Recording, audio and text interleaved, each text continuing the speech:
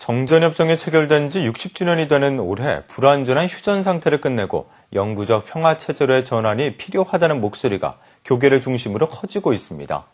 평화체제로의 전환을 모색하기 위한 국제 포럼 소식을 조혜진 기자가 전합니다. 정전협정이 체결된 60년 전 7월 27일을 기념해 평화통일을 위한 기독인 연대가 평화협정 체결 방안을 모색하기 위한 포럼을 개최했습니다. 포럼에서는 평화체제로의 전환 논의가 최근 들어 갑자기 등장한 것이 아니라는 점이 언급됐습니다. 1992년에 남북기본합의서와 2005년 육자회담국 사이에 합의한 9.19 공동성명 등 과거 남북은 물론 국제사회가 체결한 합의문에 보면 이미 한반도 평화체제 전환 논의가 명시되어 있다는 것입니다.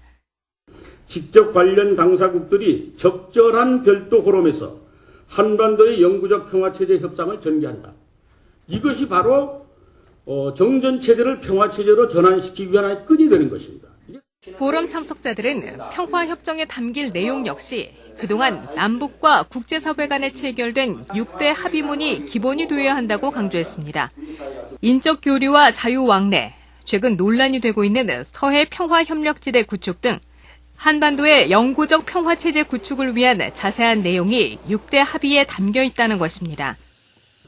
1991년 말에 발표됐던 남북 기본 합의서의 내용들을 자세히 보면 실제로 평화협정의 구체적인 내용들이 어떤 것이 담겨져야 되고 하지만 평화협정 체결을 가로막는 것이 북핵 문제 때문에 이 두 가지는 동시에 타결돼야 하며 이를 위해서는 핵무기 말고는 내세울 것 없는 북한이 핵을 포기하고도 불안을 느끼지 않도록 남한과 미국 정부의 합의가 필요하다는 주장도 제기됐습니다.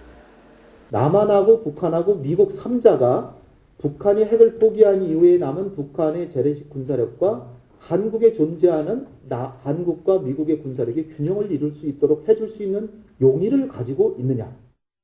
한편 한국기독교 장로회도 정전협정 60주년을 앞두고 한반도 평화와 통일을 위한 선언문을 발표하고 평화협정 체결운동에 앞장설 것을 다짐했습니다. 정전협정일인 오는 27일을 한반도 평화와 통일을 위한 기도의 날로 정할 것과 대북 인도적 지원 사업을 지속적으로 하겠다는 것을 밝히고 오는 9월 열릴 교단 총회에서 한반도 평화와 통일을 위한 선언서를 채택하기로 했습니다. CBS 뉴스 조혜진입니다.